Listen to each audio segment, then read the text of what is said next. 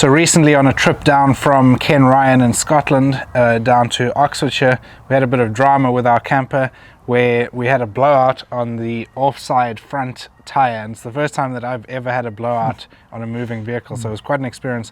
The only positive about the experience was that we were in a section of roadwork, so we were already limited to 50 miles an hour. We're going much slower than usual rate of travel of the motorway, and it meant that it was very easy to control the vehicle. We were able to stop easily. Obviously the negative is that we were in a live lane. There was no hard shoulder, so we blocked a live lane for over an hour before the recovery guys got there, and then it took some work to actually get the tire changed so they didn't have the right truck to recover us, and the motorway was backed up. It would have taken ages to get a new truck there, etc., etc. So it was quite an interesting situation.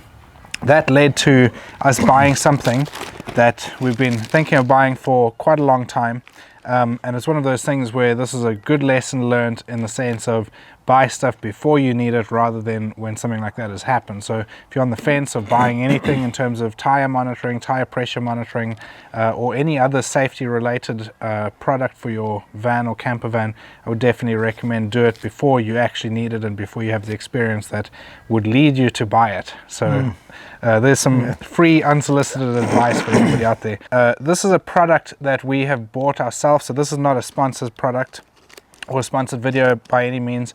We've reached out to this company and bought the product ourselves. We've seen and known of them for quite a long time. Yeah, they're very active on the, well, they're discussed quite extensively on the forums. Yeah. So we are on several forums, and the one in particular is Motorhome Fun. And these guys, they're Tyre Pal, I think based somewhere near Oxford. They have a very, very good reputation. We've tried cheaper ones on other vehicles, but you know, you get what you pay for. And so we finally bit the bullet and bought two of these. So hopefully there are two in this here, two sets here.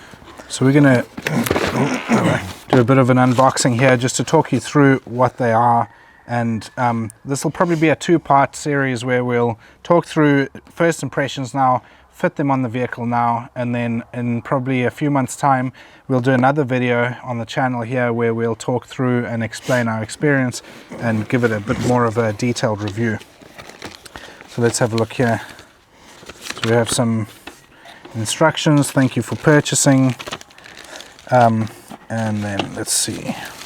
Yeah, important things, and they've highlighted important things in yellow here so that you know that you have to do that. But essentially what this is it's a little sensor and some smart technology that go onto your valves on your vehicle, and then you have a display unit which you put on your dash somewhere, and the idea is that if anything changes or if you have any issues or anything like that, the idea is that it sounds an alarm on your dash, and you can investigate and pull over when it's safe to do so to actually resolve whatever the issue is. So our thinking is that if we'd had this on the trip down from Scotland the other day, potentially it would have sounded the alarm and we would not have had the blowout. Potentially we could have stopped and checked the tire before it actually went. So let's talk about this unit first. A few detailed things. Firstly, it's proper, it's not the old USB style, I can't remember what that's called, but you know when something is outdated when it's the old mini USB. I think this is a micro USB, so far more modern. I quite like that because we've got tons of these cables around, but if we have to have anything using a mini USB, it's a pain in the neck to find its cable. So you can charge it with USB, and in fact they provide the micro USB cable with a cigarette lighter, but you can use any standard micro USB cable in any standard USB. It also has this little solar panel that if your vehicle is in enough sun or enough light, that it will charge this base unit. It's got three buttons, plus and minus, and a set button. So if you'd need to read the instructions as to exactly what you do there. And this would be the actual display. So obviously if you want to see it properly, you've got to take this little film off, which I'll get shortly. I'll do it later. So it's a nice dinky unit. It's going to be easy to find a spot for this. Some of the others that I've seen have got far bigger units, so this is quite nice. As I said earlier, we tried a cheap one off AliExpress on a four-wheeled vehicle, and there were two problems with that unit. First, that the pressure readings are quite inaccurate, and you can detect movement, but you can't actually use it to say exactly what the tires are. Apparently, from all the reviews on the forums, these are pretty good. They're quite accurate.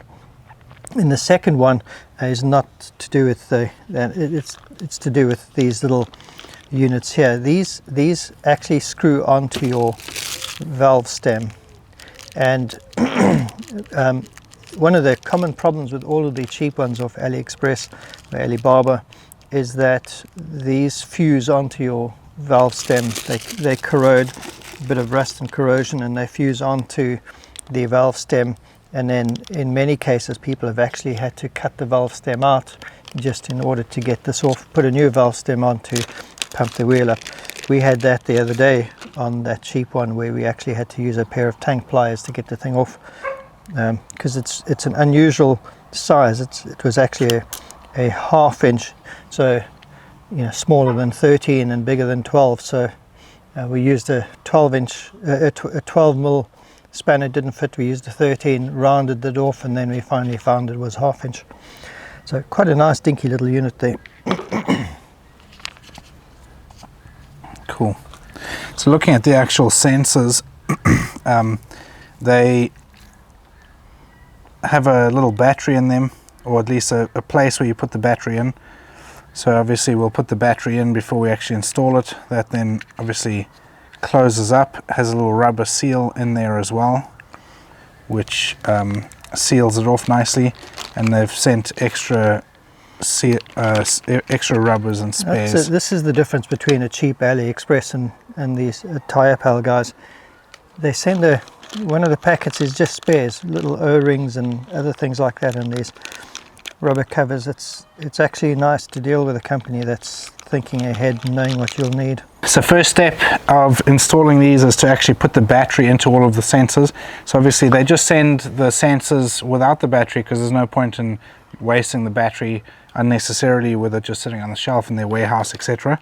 So that's what we're going to do now, is in all 6 of the sensors, we're going to open them up, put the battery in. That'll obviously turn things on, and then because we have a 6-wheel van with the tag axle, we bought the set that has the extra sensor. So obviously all 6 tires will have a sensor, and these extra sensors will need to be programmed onto the base unit. So that's what we're going to do now. Important when you're dealing with these batteries that you don't actually hold them like that, which will cause them to drain, especially if your fingers are oily or moist. So you're meant to hold them on the edges like this, so that you're not short-circuiting them with your fingers. Okay. So that would go down like that. Yeah. Slide in there, and then we'll put the cap back on the back. Let's do them. And it's got a rubber seal, so you just hand tighten it until that's done. We'll need to get some spare batteries. I can't remember how long the batteries last, but I know that on the forums the guys are quite complimentary. It's a CR1632. Very standard battery. Same battery that a lot of remote controls for TVs and all sorts of different things use. Watches. Very common battery, easy to get at supermarkets, etc.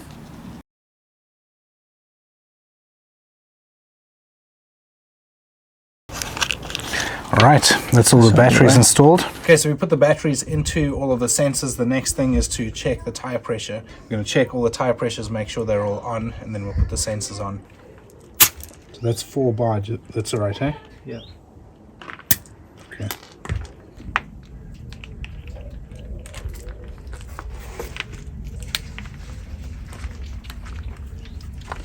the dust shield folds back on itself onto the valve, so you can then put the lock nut on. Just hand tighten it not to damage the dust shield. That then allows you to put the sensor on, and then you can fold the dust shield back over the sensor. Alright, next step is that we're going to turn the ignition on, plug this into the USB, and then we're going to start programming the monitor.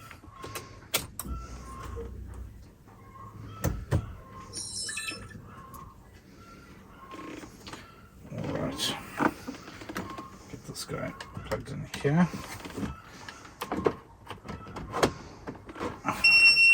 Alright, so when you first turn it on, you hold the set button until it starts flashing, and then I believe at that point you then start putting all of the sensors on to the wheels, and then it'll start reading the pressure and all that sort of stuff. So we'll crack on with that. Right, so once the monitor is on, the instructions say that you then start putting the sensors on, so that's what we're going to try. And in theory, it should automatically start reading the tire pressure and temperature once we do that. Okay, so this is on.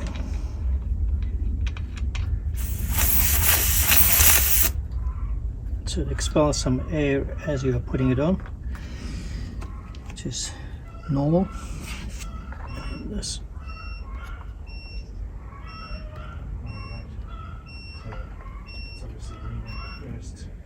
So that is tight. Let's go and see what the base unit is saying. And 26 Celsius. And what, 60 psi? For bar. So that's quite handy. It's quite accurate, huh? Yeah.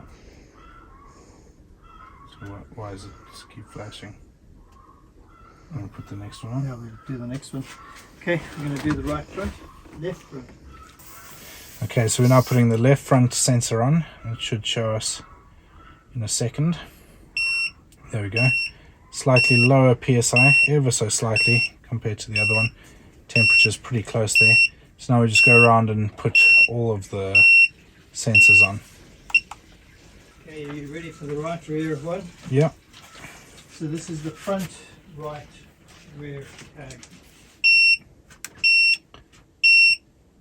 So that's the first, the front, the middle axle. So 58 psi and 26 degrees. All right. So here we've got all of the sensors set up. So obviously the 4 sensors that come with the unit by default are already pre-registered. You then just have to add the additional ones on for the additional tires. So they are showing the correct tire pressures, which matches when I did the check on the gauge.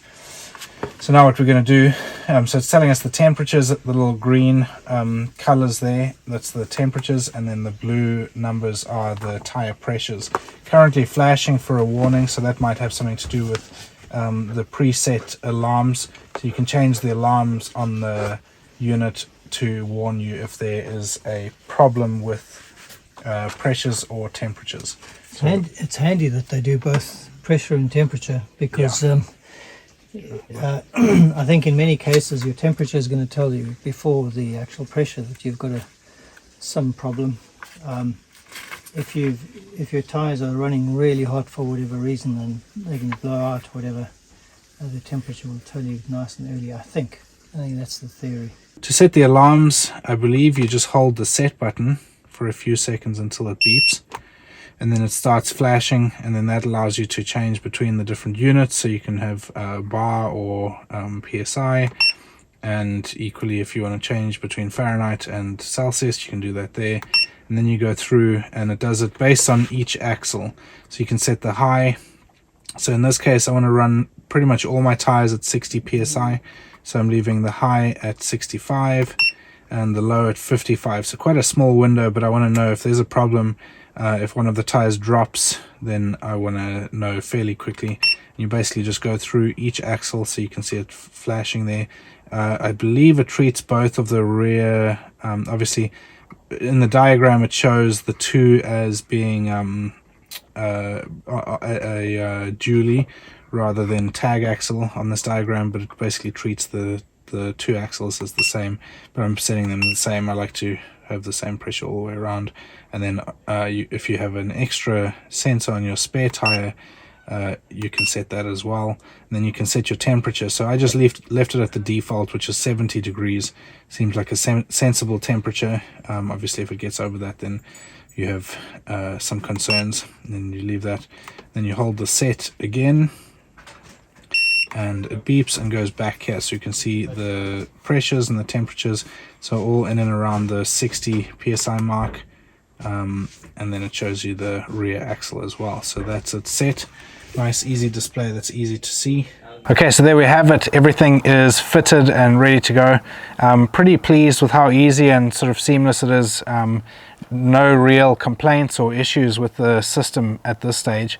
Very easy to follow the instructions. Everything kind of made sense.